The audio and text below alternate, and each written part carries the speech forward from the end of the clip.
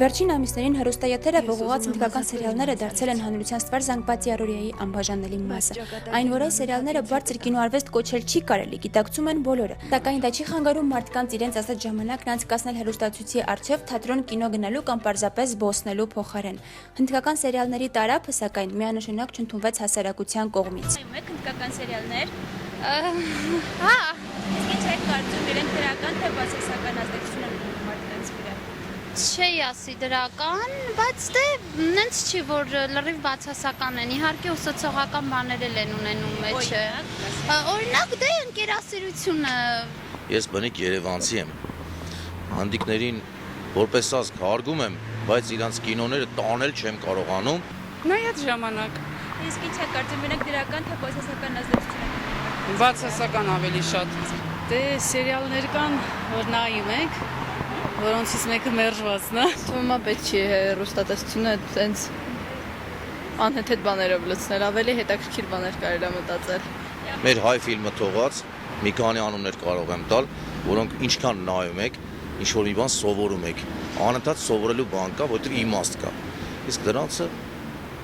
մեկը մեկին ծեծում է, մեկը մեկին ինչ որ բան է անում եւ այլն եւ այլն։ Բայց դե մեր հայկական ավանդական ֆիլմերը բնականաբար ավելի լավ են։ Բուդդիզմը, այդ չգիտեմ ինչ ասեմ էլ։ Ես գտնում եմ, որ դա շատ սխալ բան է։ Մենք հոգևոր ենք, քրիստոնյաներ ենք, թող մի հատ նորմալ բան ցույց տան։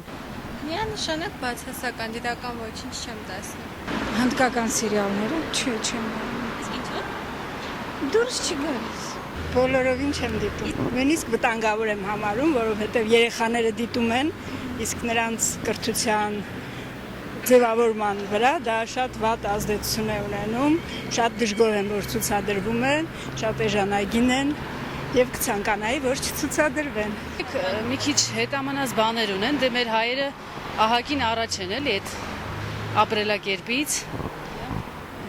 Սերիալներ կան, որ շատ ջղայնացնում են, բայց ինչ անենք, ստիպված նայում ենք։ Ինչպես են ազդում այս սերիալները հասարակության վրա եւ որոնք են եթերը դրանցով լցնելու իրական միտումները։ Այս հարցերին շաբաթայինի մի զրույցում պատասխանեց հայտնի կինոռեժիսոր, սցենարիստ Տիգրան Խզմալյանը։ Դա հրամեցնում, որպեսզի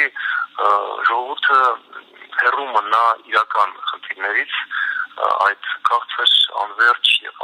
գրեթե անիմաստ հեքիաթներով տարված, ժամանակին շերտավորված եւ արվարձաններում, հասարակական արվարձաններում պահվող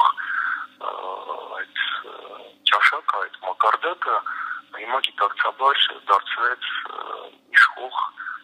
ողջ երկրում եւ կրկնում դրա նպատակն է ապաքաղաքականացնել եւ